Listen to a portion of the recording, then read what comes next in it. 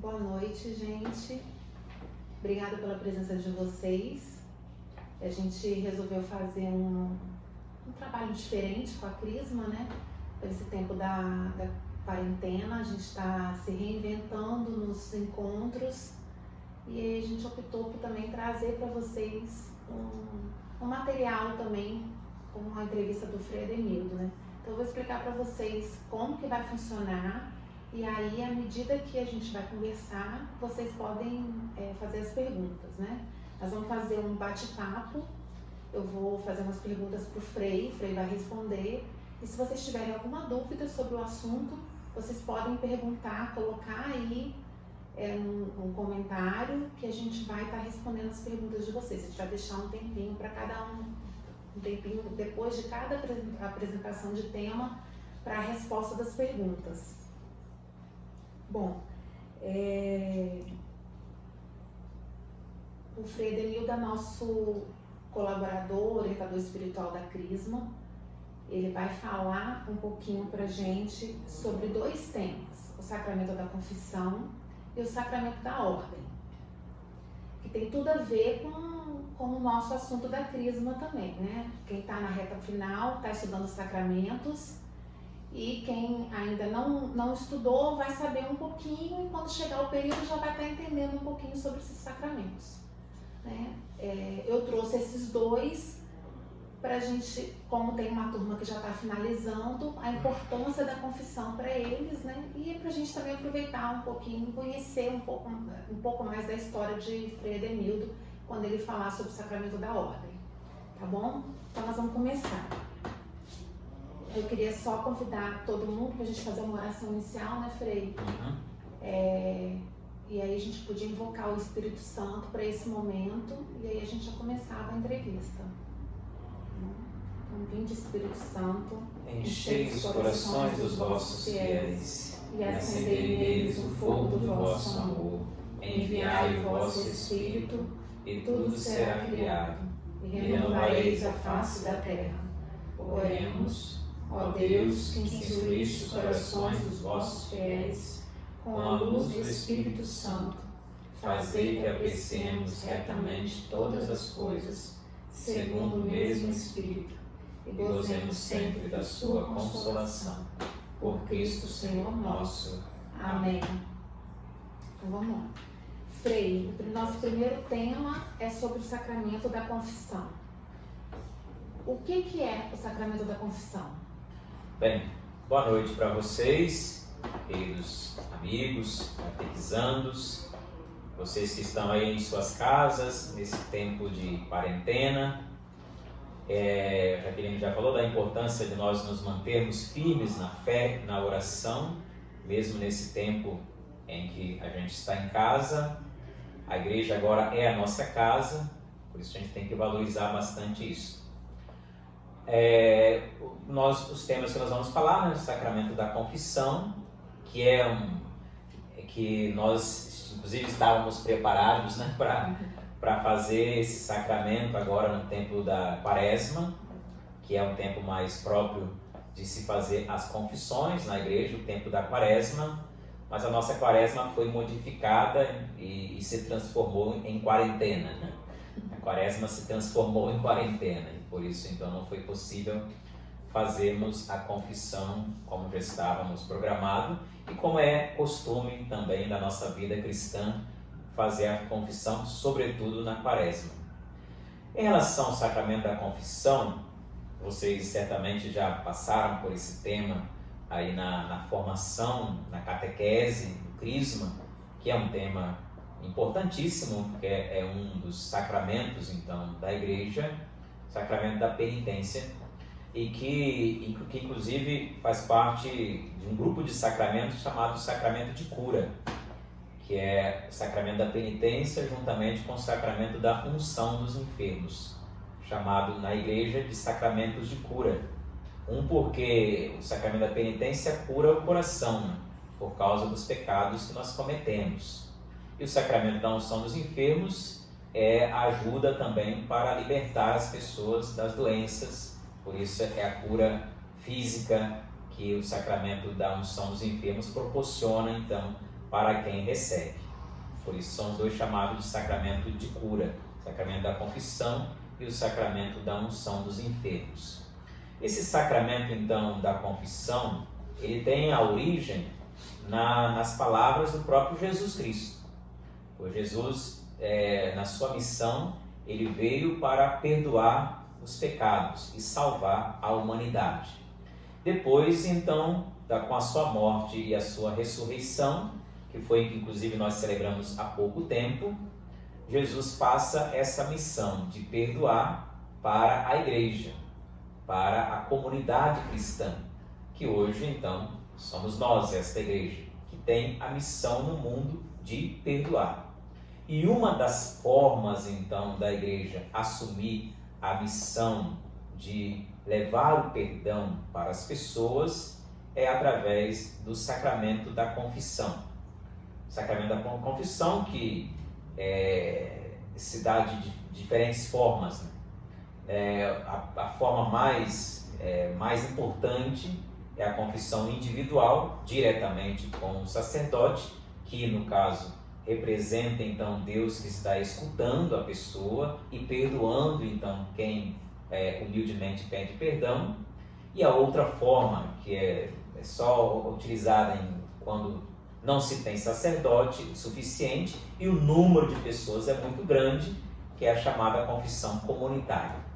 Então, mas a igreja recomenda prioritariamente, né, o sacramento individual, a confissão individual, diretamente com o sacerdote. E nesse sacramento, então, Jesus, no Evangelho de São João, lembro aqui da passagem, capítulo 20 do Evangelho de São João, Jesus disse: os pecados que vocês perdoarem serão perdoados. E aí que está a base, então, da palavra de Deus, base bíblica para o sacramento da confissão. E depois, é claro, isso foi também sendo adaptado e sendo modificado, inclusive, ao longo da história, até chegar no século XVI, em que um concílio chamado Concílio de Trento, que formalizou então dizendo que o sacramento da confissão individual é o sacramento que deve ser a forma que a igreja vai aplicar de conceder o perdão dos pecados para todos os cristãos católicos. E para que a gente precisa desse sacramento? Bom, na verdade, esse sacramento ele tem dois aspectos que são muito importantes. Primeiro, porque o mais importante, é claro, é aquele de nós reconhecermos nossos erros, os erros que nós cometemos, as falhas, e pedimos perdão àquele Deus que é misericordioso e que nos compreende acima de todas as outras pessoas. Porque nós também no dia a dia a gente comete erros e pede perdão, assim, informalmente, né? A gente pede perdão às pessoas. O marido pede perdão à mulher, a mulher pede perdão ao marido, os filhos pedem perdão aos pais, os amigos pedem perdão aos amigos porque por algum erro que cometeu. Então nós praticamos também assim esse ato de pedir perdão e dar perdão. Nós praticamos isso. Mas para nós então estarmos bem com Deus e assim podemos receber o amor e a salvação que Ele quer oferecer para todos nós, é importante então que nós também peçamos o perdão a Ele, que é o Senhor de todas as coisas. E daí então, a gente sendo perdoado por Ele, a gente se torna mais forte para continuar a nossa vida e até enfrentar algumas dificuldades que às vezes podemos ter. Essa é a parte de receber o perdão de Deus como força e confiança que Deus deposita em nós, mesmo sendo frágeis como somos. E a outra parte é porque quando a gente vai confessar com o sacerdote, a gente, sobretudo se tiver um pouco mais de tempo, né, que às vezes tem muito penitente, tem muitas pessoas não conseguem conversar muito.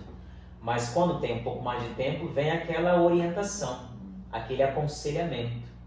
E aí então o sacerdote vai ajudar aquela pessoa a evitar cometer os mesmos pecados, dando alguma orientação, falando assim: você fez isso, mas então procure fazer de outra forma, procure então melhorar a sua vida, que aí você então certamente vai se sentir muito mais feliz e vai também fazer feliz as pessoas que estiverem em sua volta.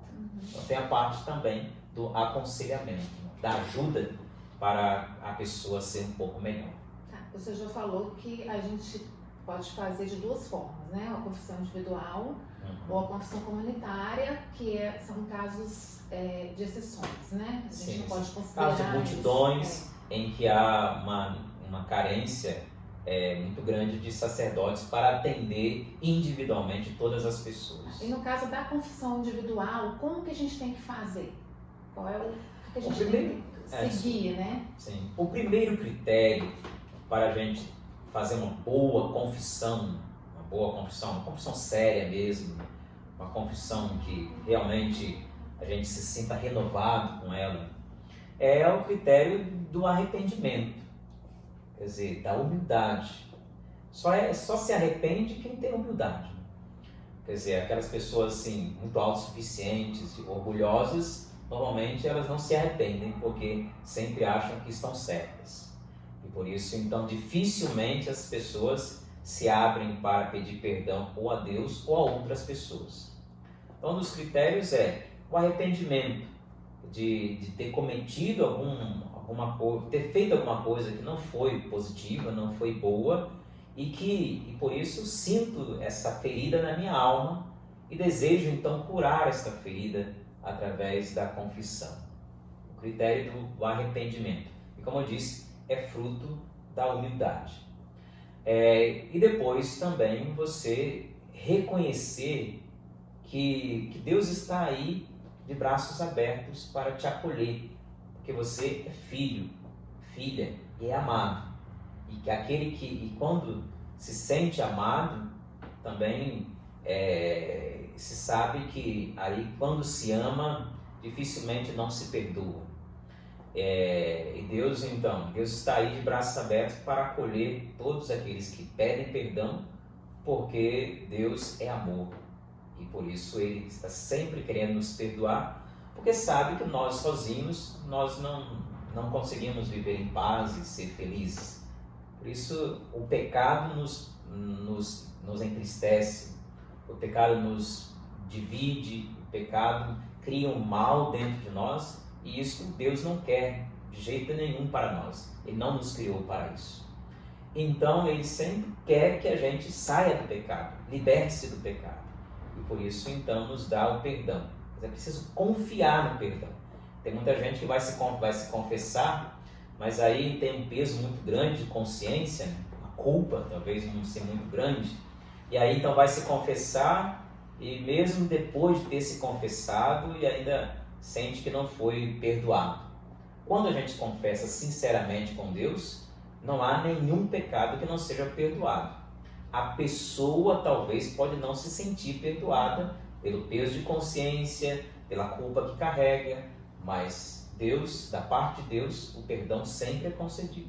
E como que a gente, né, como fiel pecador que vem se confessar, o que a gente deve fazer quando vem procurar essa confissão individual com o Senhor? Vamos supor, a gente vem aqui na igreja, quero me confessar. Aí tem um ritualzinho que a gente precisa fazer, se preparar, fazer um exame de consciência. E quando a gente vem para dentro da sala com vocês, como que acontece o rito da confissão ali individual? Entendi. Você tocou na palavra certa, que é o exame de consciência, né? O termo certo de uma preparação para a confissão, que é o exame de consciência. O que é isso, um exame de consciência? É a pessoa se autoavaliar, a pessoa mesma fazer aquela recordação, né, do que ela fez ou do que ela não fez, fazer aquela recordação. E aí então se autoavaliar através, você pode até ter como referência os mandamentos, por exemplo, como referência de uma autoavaliação do exame de consciência.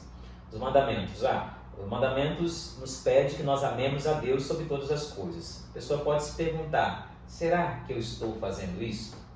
É um exame de consciência. O mandamento fala também, nós devemos amar, respeitar e honrar nossos pais, nossa mãe, nossos familiares. Será que eu estou fazendo isso? Então, são maneiras de nós já nos prepararmos. Aí, quando chegar diante do sacerdote, a gente então já apresenta aquilo que a gente mesmo já reconheceu que é pecado. E nem precisamos entrar em determinados detalhes, contar história, e muito menos falar dos outros, porque às vezes também acontece isso, né? Falar muito do pecado do outro, falar assim, que o outro me levou a fazer isso, que o outro é ruim, que o outro que não presta, levar a colocar sempre a culpa nas costas dos outros. A confissão não é para culpabilizar ninguém, é culpabilizar só nós mesmos, é acusar só nós mesmos e sair dali, daquele momento, já sem essa culpa, porque o perdão nos liberta. Quer fazer a pergunta? Tem perguntas aí? Temos uma pergunta. A Vanessa Cola perguntou: qual a frequência que devemos nos confessar? Sempre que sentirmos necessidade? A confissão, a igreja recomenda assim como algo oficial, digamos assim, de confissão, pelo menos uma vez ao ano, de preferência no tempo da quaresma, pelo menos uma vez ao ano. Mas é claro, a pessoa também vai se avaliar, né, se autoavaliar e verificar o seu comportamento, as atitudes que talvez tenha assumido, e verificar então a necessidade de fazer outras confissões além desta única, desta exigida pela igreja, de pelo menos uma vez ao ano. Não é necessário, claro, que a pessoa se confesse todos os dias, porque nós, se for contar os nossos erros, acaba realmente, às vezes até mesmo no mesmo dia a gente comete muitos pecados na palavra, numa atitude, numa grosseria, enfim, uma série de coisas que às vezes também são pecados que às vezes nós fazemos vários no mesmo dia. Mas não precisamos assim, todo pecado, cada vez que cometemos pecados leves, por exemplo, comuns, íamos buscar a confissão. Agora, se a gente comete um pecado mais grave, um pecado assim, mais pesado, digamos assim, aí é necessário que a gente busque o mais rápido possível a libertação desse pecado, e através da confissão. Quais são os pecados mais graves? O pecado mais grave que eu digo é um pecado em que eu tenho a consciência de que aquilo é ruim, mas eu mesmo assim vou lá e cometo. Não é aquela questão de impulso de momento. É uma questão muito mais já quase que, com a palavra, arquitetada, né? Quer dizer assim, eu estou planejando mesmo aquilo, sei que é ruim, sei que não faz bem, mas eu quero cometer, quero fazer, decido fazer isso em plena consciência, renunciando tudo aquilo que é bem para fazer conscientemente o mal. Isso é caracterizado como pecado grave. Por isso, se chegou a cometer pecado grave, então é necessário, o mais urgente possível, confessar-se. Tem outra pergunta? Tem até outra pergunta sobre isso. Como caracterizar o chamado pecado mortal? Pecado mortal, caracterizar o pecado mortal. Pecado mortal é tudo aquilo que que cria uma certa barreira entre eu e Deus. Um exemplo, pecado mortal. Pecado mortal se Deus é amor. Por isso, então, todo ato contra o amor é caracterizado como pecado mortal. Por exemplo, se eu odeio um irmão, isso é um pecado mortal. E também, se eu chego a ser violento com o irmão, seja violento na palavra, seja violento com alguma atitude, por exemplo, de forma então que eu, mesmo que talvez não mate fisicamente, mas eu estou matando aquele irmão no meu coração, com um certo sentimento de vingança, sentimento de ódio. Isso é caracterizado como pecado mortal contra Deus, contra o ensinamento de Deus, porque Deus é amor, Deus é misericórdia. Outro pecado mortal, não perdoar uma pessoa, porque Deus é perdão. Então, que aquele que não perdoa também comete um pecado mortal. E Muitos dos nossos crismandos vão fazer a confissão pela primeira vez, né? Tem sempre essa ansiedade da confissão. Eles precisam saber alguma oração para fazer no ato da confissão? Porque antigamente a gente tinha um roteirinho que a gente ia, né? E aí tinha que cumprir. Mas que hoje a confissão mudou um pouco esse formato, passou a ser mais um bate-papo do que, né, um bate-papo onde você coloca as suas angústias, os seus que você acha que você cometeu de pecado, mas é muito mais um aconselhamento do que propriamente uma confissão com todo aquele ritual que tinha antigamente, né? E aí quando a gente vem, a gente precisa saber do ato de contrição de có e salteado, por exemplo, porque eles perguntam essas coisas, né? A ansiedade de vir confessar na frente de um padre gera uma... O que eu preciso fazer? Eu preciso de oração pronta? Eu preciso sair daqui, tá? O que ele vai me dar de penitência? Entendeu? Como que é dada a penitência do que a gente confessa para vocês, diante de vocês? Isso não tem uma regra assim geral, digamos assim, de confissão. A confissão, eu costumo falar, por exemplo, que a confissão ela é mais conduzida pelo próprio confessor, pelo próprio penitente, por quem vem pedir perdão. Tanto que, por exemplo, se a pessoa vem pedir perdão, ela fala 2 pecados, eu não vou perguntar, tem mais não? O pecado, ela tá falando aquilo que ela quer falar, né? Não é exigida a falar outras coisas que ela não queira falar. E graças a Deus se perdeu esse sentido então de confissão como uma coisa meio assombrosa, né? Quer dizer, de um padre ser rigoroso e que vai me julgar pelo meu pecado, vai me castigar por causa disso, né? Então se perdeu esse sentido assim meio rigoroso assim de confissão. E tornou, como você mesma falou, né? Tornou-se algo um pouco mais suave, justamente porque nós estamos ali como um instrumento de misericórdia, não estamos ali para julgar nem condenar ninguém. O sacramento da confissão não foi instituído para isso, para condenar ninguém. Foi para tirar as pessoas da condenação. As pessoas já estão condenadas, entre aspas, né? Já estão condenadas por causa do pecado. Quem está no pecado e não sai do pecado, já está caminhando para uma condenação, digamos assim, uma coisa como algo, já está caminhando para a morte, o pecado leva à morte. Então, o sacramento da confissão foi instituído para libertar a pessoa daquele sofrimento provocado pelo pecado. É para libertar, não para prendê-la mais, não para dar mais medo, mas para tirá-la do medo. O pecado é que leva ao medo. E daí, então, para a pessoa então vir se confessar, se faz uma catequese boa, preparada, por exemplo, é claro que é importante ter conhecimento das orações que existem na igreja. Uma das orações próprias da confissão é uma oração de penitência, uma oração ato de contrição.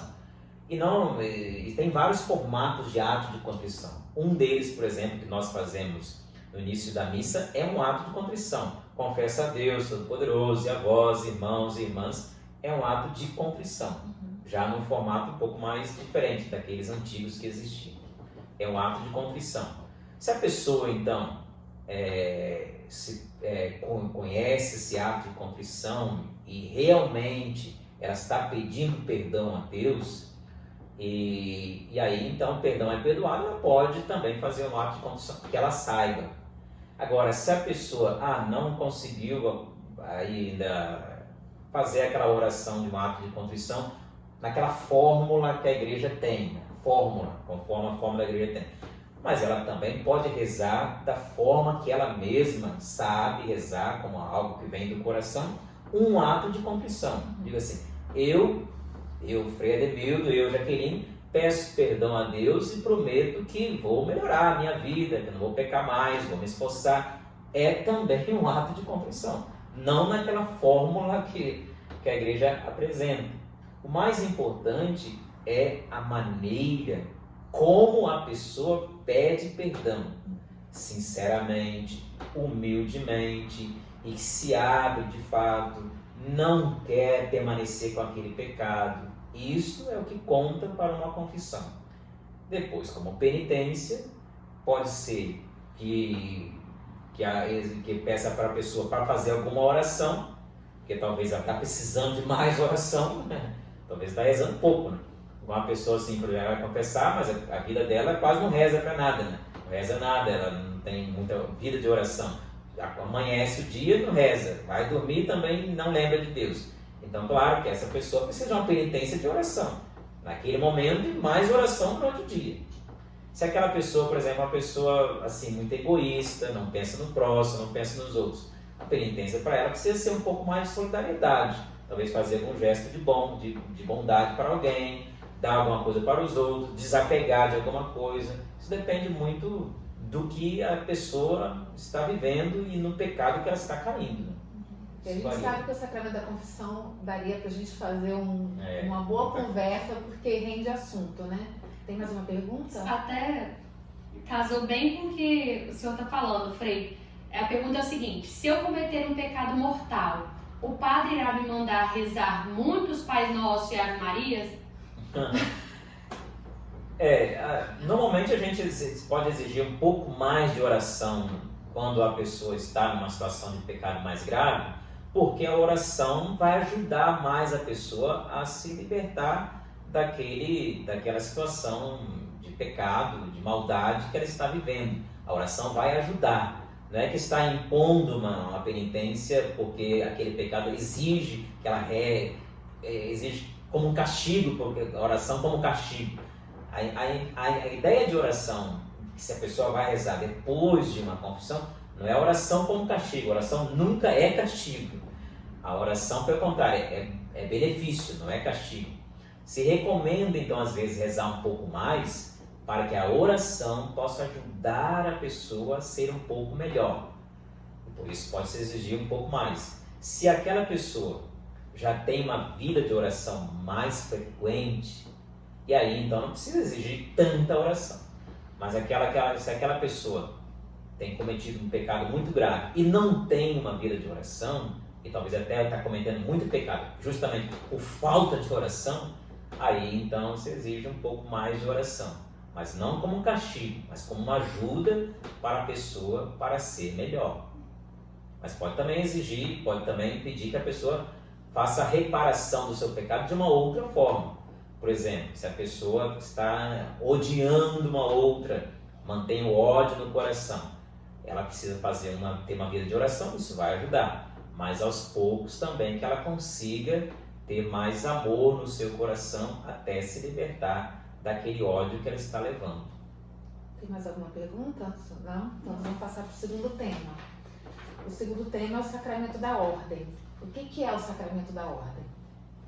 O sacramento da ordem, para vocês que estão aí acompanhando, então, é um sacramento que confere então, a algumas pessoas na igreja a graça de serem ministros servidores para servir ao povo de Deus na igreja, como padres, como bispos, como diáconos, e assim, são pessoas que têm essa determinada vocação, elas vão percebendo, vão se encontrando-se naquele caminho, e aí buscam então um seminário, querem então servir a Deus como padres, como bispos, na verdade, como padres, e depois, se forem chamadas, às vezes serem bispos posteriormente, mas inicialmente isso é um sacramento conferido àqueles que querem ser padres ou também diáconos. Diáconos, que existem pessoas que são chamadas diáconos permanentes, são pessoas que são casadas, mas que sentem também uma vocação um pouco maior, servir a Deus, dedicar-se um pouco mais a Deus, e aí se transformam em diáconos. São aqueles que servem a igreja e ministram alguns sacramentos. Dentre eles, o sacramento do batismo e o sacramento do matrimônio. São sacramentos que podem ser realizados pelos diáconos. Os demais sacramentos são realizados pelo padre, menos o sacramento do crisma, que é o feito pelo bispo. E como que é conferido esse sacramento? Como é que é o ritual quando vocês vão ser ordenados, né, a sacerdotes? Bom, é uma etapa longa, né, que já fala até um pouco da minha vida, embora a gente talvez vai falar um pouco mais depois, né? Mas não é simplesmente assim, eu quero ser padre e aí eu busco um bispo para me ordenar e me tornar padre. Eu faço um processo, inclusive muito delicado, longo, que se tem na igreja, que dura em torno de uns 10 anos, né? O processo dura em torno de uns 10 anos, passando por diversas etapas. Um sacerdote precisa fazer um estudo chamado de filosofia, que ajuda a ter reflexões, a falar, né? A pregar, ajuda a elaborar suas ideias. Por isso que se faz filosofia, que também faz com que questione um pouco mais a sua fé. Filosofia é isso, é ajudar a questionar e também a refletir e também então ajudar ele a se portar diante de uma sociedade, a receber críticas, a ser crítico também, né? Tudo isso é proporcionado pelo estudo de filosofia, que é o primeira faculdade que o padre realiza, que o seminarista que quer ser padre então realiza. Depois vem o estudo de teologia, normalmente dá de 3 a 4 anos de estudo de teologia, que é o conhecimento mais específico da igreja, conhecimento da Bíblia, conhecimento da história da igreja, da liturgia, dos sacramentos, e para poder depois ele servir em nome da igreja. Tendo feito então esses estudos, essa preparação, e aí, mas em todo esse processo ele vai sendo avaliado, se ele tem condições de ser padre ou não tem condições de ser padre. Condições não apenas espirituais, condições também de conhecimento da doutrina da igreja, das Sagradas Escrituras, possibilidades também de pregar ao povo e também com condições psicológicas, emocionais para enfrentar a vocação, que não é muito fácil. Isso tudo é avaliado e depois, desse processo, que dá um torno de 8 a 9 anos, ele faz um pedido à igreja dizendo assim: eu estou me sentindo preparado, a igreja pode me ordenar, me tornar sacerdote? Mesmo com todo esse processo, a igreja tem toda a liberdade de dizer: queremos que você seja sacerdote ou não, mesmo com todo esse processo.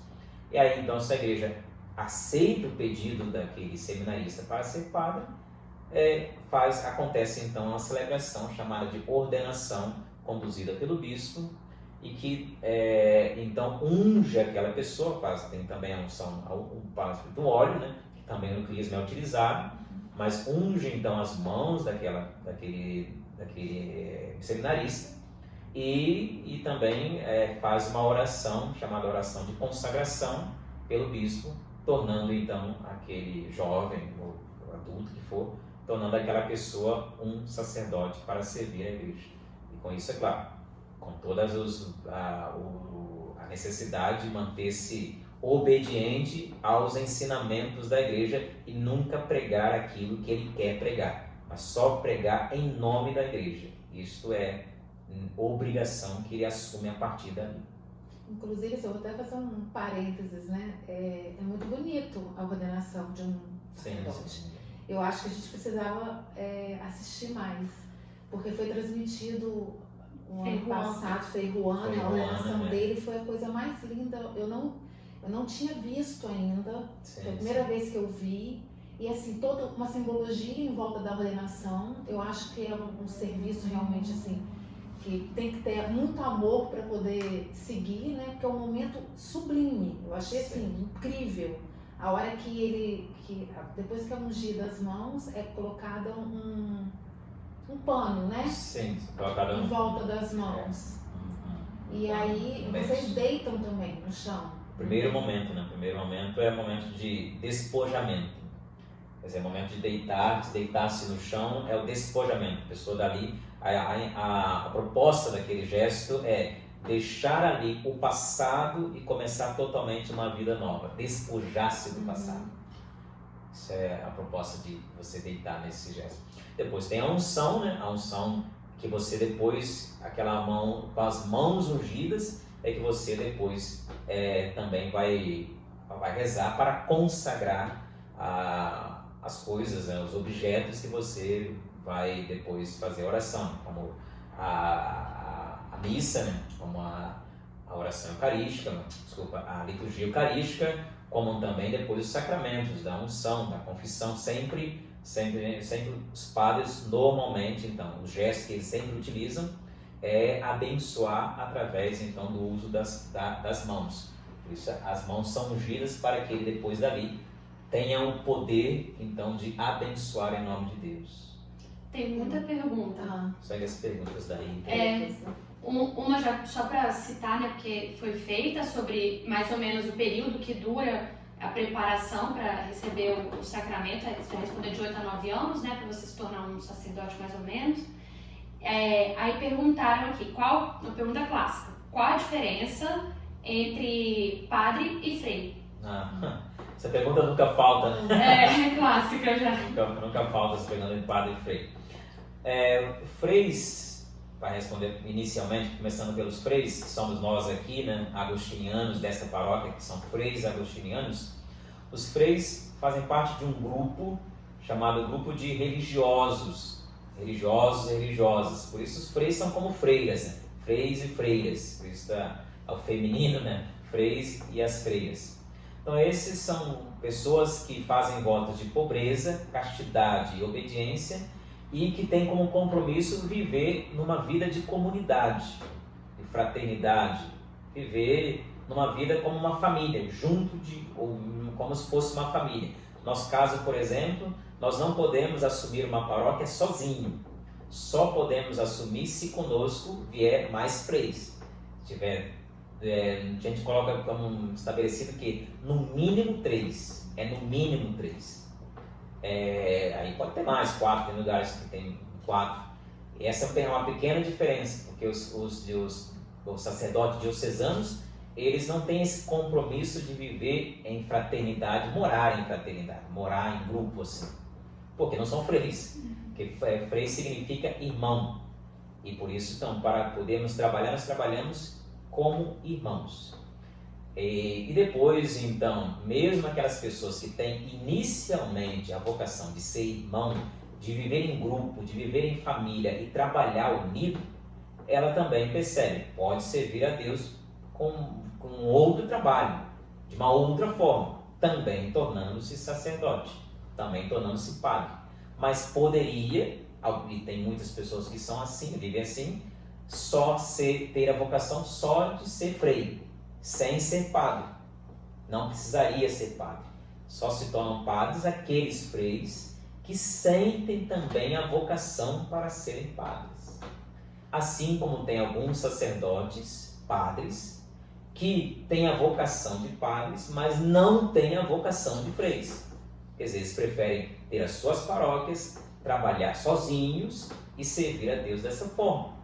E isso, cada um na sua vocação, e que deve procurar, claro, ser fiel àquilo que foi chamado, viver bem, fazer bem o seu trabalho.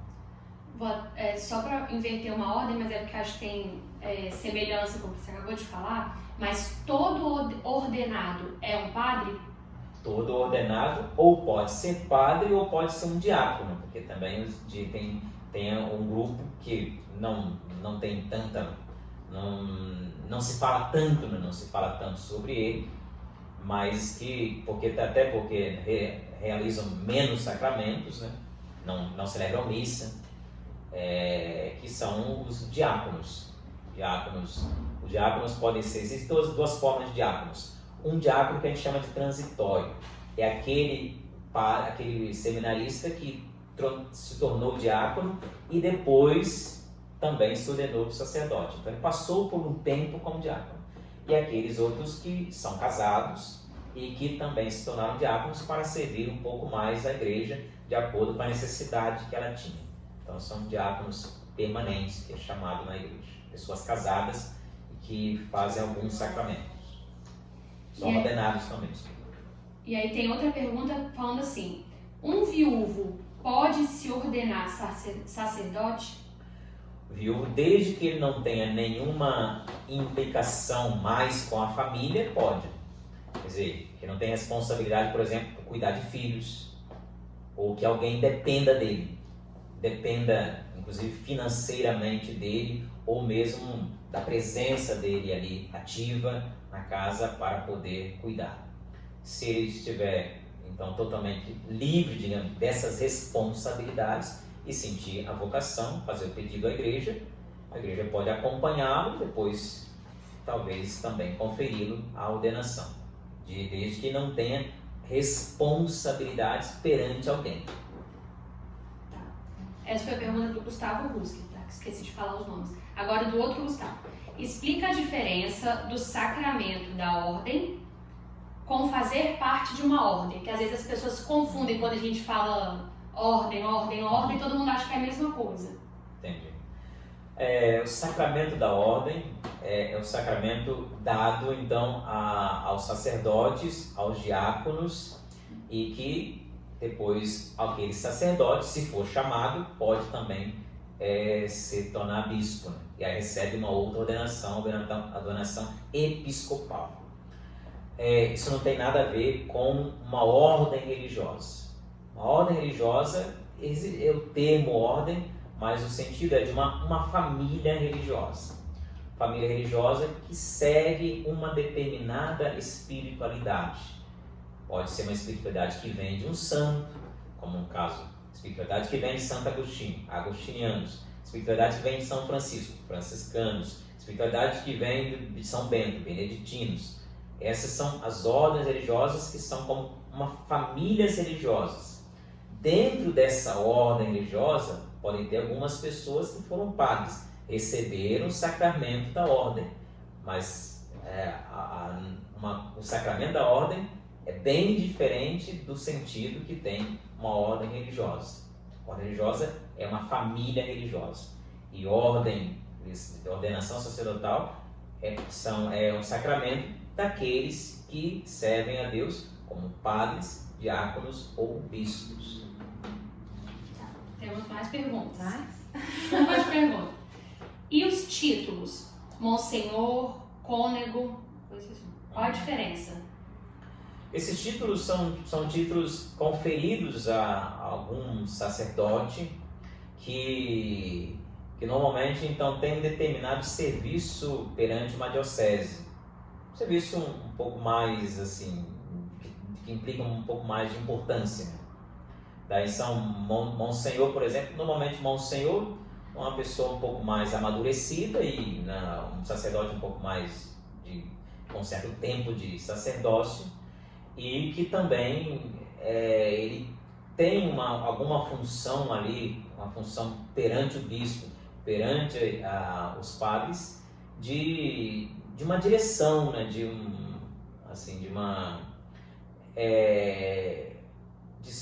alguma responsabilidade um pouco maior na diocese. E os cônegos, pode ser chamado também de cônegos, também numa diocese, são aquelas pessoas que têm uma responsabilidade um pouco mais jurídica, quer dizer, mais de comunicar um pouco aquilo que quase o papel do bispo, por exemplo, mas algumas coisas oficiais do bispo, tem uma responsabilidade um pouco mais jurídica perante a diocese, perante o clero. E aí recebe então esses termos, recebe esses títulos, que são títulos assim conferidos para dar uma determinada importância à função que aquela pessoa tem na diocese. Tem mais pergunta? Tem. Uma última. Mais uma só, então. Tá, pera. Então eu vou tentar. Porque tem duas boas. Depende da questão de tempo aí. A gente tem ainda 10, 15 minutos. Mas tem testemunho dele. Ó. Então vou falar as duas que tem aqui, que uma é: o padre que abandona a batina continua com o título ou passa a ser diácono? Não. Passar a ser diácono não tem como passar a ser diácono. Nem passa mais a ser leigo também, ele perde. O que perde uma pessoa que deixa o sacerdócio e até depois se une a alguém, se casa, enfim. Depois ele se torna um padre casado, né? Um padre casado ou um padre sem trabalhar, né? Sem exercer o ministério de padre, mas o sacramento da ordem, ele faz parte de um grupo de sacramentos que são irrepetíveis, quer dizer, que são únicos, que inclusive uma vez recebido, não se tira mais. É uma marca, né, no catecismo fala, deixa uma marca indelével, uma marca que não se deleta, né, uma marca que não se deleta. É como o sacramento do batismo, por exemplo, que é uma marca indelével, quer dizer, uma vez batizado, não se batiza mais, é para sempre. Também o sacramento do crisma, uma vez crismado, não se crisma mais. Crisma também é pro resto da vida. Crismou só uma vez e não tem mais como crismar novamente. É um sacramento que marca por toda a vida. E também o sacramento do matrimônio, uma vez casado, casou-se por toda a vida. E também o sacramento da ordem, uma vez que ordenou, tornou-se padre, ordenou-se por toda a vida. Mesmo que não exerça essa função por ter deixado, por ter algum motivo, não exerça a função. Ele continua sendo padre assim, pelo sacramento que recebeu, que não pode se desfazer. Mas ele é liberado das funções de padre, inclusive liberado do celibato, o que lhe impedia de casar. Ele se tornou padre e recebeu a disciplina da Igreja Católica de celibato. Por isso, então, ele como padre, com o celibato, não podia se casar. Uma vez, então, que ele pede a dispensa, ele deixa, então, de exercer o serviço de padre, isso é, celebrar, ministrar sacramentos, e também ele recebe a dispensa do celibato. E daí, então, ele mesmo, continuando sendo padre, com o título de padre, pode, então, trabalhar ou fazer qualquer coisa na vida e até se casar, se for liberado da disciplina do celibato. Tá. A última, que aí já pode, de repente, introduzir o seu testemunho, Frei, é o seguinte: estão perguntando o que representa a veste preta com capuz e cinturão. Essa é a veste nossa, né? A veste nossa dos religiosos agostinianos recoletos, que nós chamamos de hábito religioso. Assim, as ordens, vocês tinham feito a pergunta antes, né? Então, a família religiosa, cada família, cada grupo religioso tem uma forma de se vestir, um hábito, uma veste, uma forma de se vestir, que em alguns lugares se usa mais, em outros lugares é facultativo utilizar. E aí, por isso, praticamente não se usa muito. No caso nosso, no Brasil, por exemplo, dificilmente se encontra um religioso frequentemente usando, então, o hábito, salvo algumas exceções. Mas em outros lugares, por exemplo, se exige mais, aí se usa mais. Sobretudo em lugares um pouco mais frios, se usa mais o hábito. O nosso hábito, então, o capuz preto, ele representa os votos que nós fazemos, os compromissos que nós fazemos com Deus quando a gente se torna religioso, se torna membro dessa comunidade, dessa família religiosa. O capuz, agora, se soubesse que ia ter às vezes a pergunta, eu tinha até trazido. Mas um capuz, então, que é colocado em cima, ele representa o voto de obediência. Esse voto de obediência, então, a obediência que está nesse capuz, que é sinal então, de um pouco de humildade. Né? Depois o vestido, né? O vestido longo, né? Esse é despojamento, é o voto de pobreza. Esse vestido longo, sinal, por exemplo, que ele cobre então as outras roupas. Quer dizer, colocando aquele vestido, a gente tira toda a vaidade, digamos assim. Né? Então é voto de pobreza. E depois o cinto, ele representa a castidade. Normalmente, então, em qualquer outro lugar, cinto normalmente é castidade, né?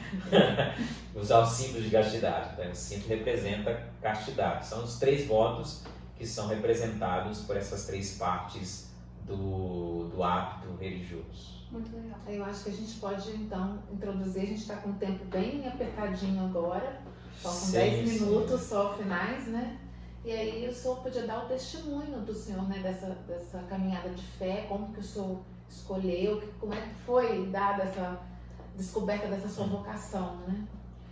Tá bem, então, a minha vocação não tem muito segredo, né? Não tem muito segredo, é uma educação muito comum. Eu entrei no seminário bem jovem, sou de Castelo, vocês sabem, daqui de perto. Sou de Castelo, de uma família assim, de participação na igreja, não digo assim tão frequente, tão, né, que aquela família estava rezando para que eu fosse padre. Minha mãe, acho que, pelo menos que ela mesmo tem até me falado, nunca rezou para que eu fosse padre. Nem até foi uma certa surpresa quando aparecia alguém que queria ser padre na família. Não era algo que estavam esperando, nem rezavam por isso. Mas então, com 17 para 18 anos, já comecei então a conhecer mais os agostinianos, que trabalham em Castelo, foram praticamente os fundadores da igreja de Castelo. E então comecei a conversar com os agostinianos, 17 para 18 anos, e aí naquele ano fui conversando, depois ia fazer 19 anos, entrei para o seminário que está em Franca, né? Hoje ainda tem um seminário lá, em Franca, São Paulo.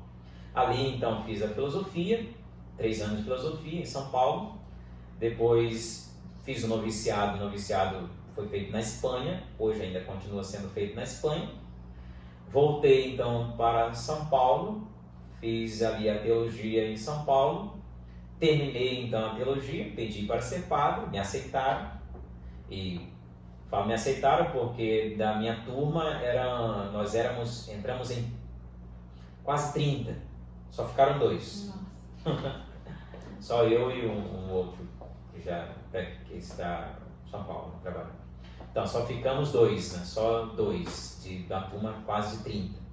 Porque nós temos praticamente a média, para ter a noção, praticamente a média é de cada 10, 1. A média é praticamente essa.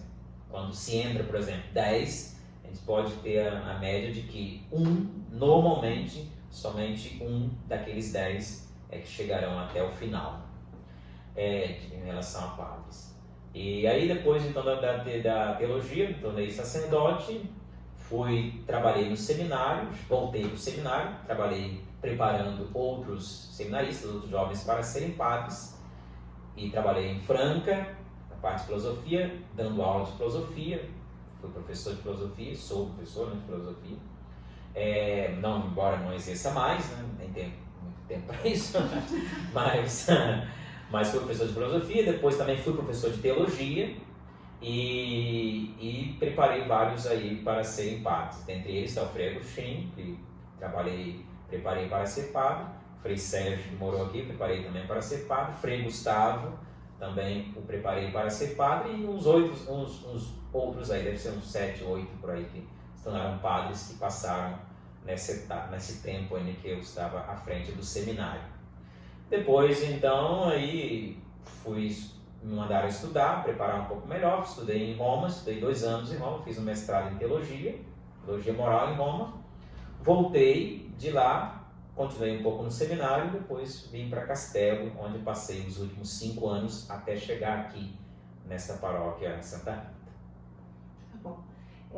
Primeiro eu gostaria de agradecer ao senhor, né? Eu acho que para uma próxima conversa a gente pode incluir as ordens dos agostinianos recoletos aí para contar um pouquinho, né, de como que é essa ordem, que eu acho que é um assunto que todo mundo gostaria de saber, até porque com a vinda a gente tem um divisor de águas aqui na paróquia, pelo menos no meu ver, né? Eu até tenho um testemunho, que eu já estou aqui na paróquia há muitos anos, envolvida aqui.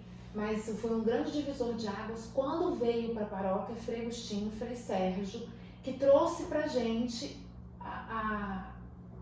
como que vocês vivem realmente, né? Então, o hábito que a gente não conhecia, a gente conheceu com a vinda deles aqui, o hábito preto, todo o costume de vocês, e a gente não tinha essa referência. Então, acho que fica para um próximo tema, acho que a gente pode até programar um outro e falar um pouquinho mais sobre essa ordem dos agostinianos recoletos.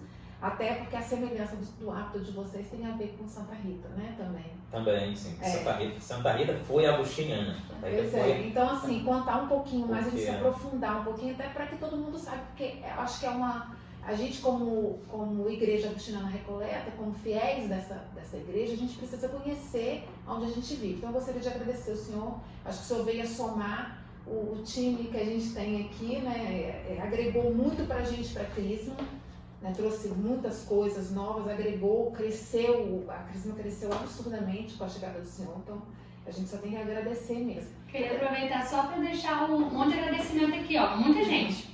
Seus fãs, Frei, muitos fãs. Muitos fãs espalhados por aí.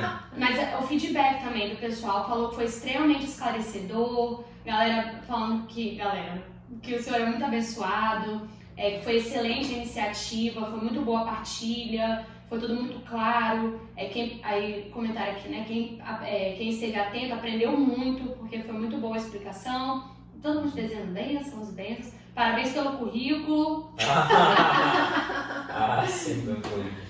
E aí a gente gostaria de agradecer a todo mundo, né, que tirou um tempinho para assistir, para não desanimar nos encontros, gente, sejam perseverantes, a gente sabe as dificuldades que a gente está passando, né, nesse momento de quarentena, então perseverem na caminhada de vocês, isso vai passar, né, a gente sabe disso, então vamos ter fé, vamos rezar, agarrar mesmo nessa igreja doméstica que a gente levou. E vamos pedir uma bênção pro Frei aí pra gente encerrar.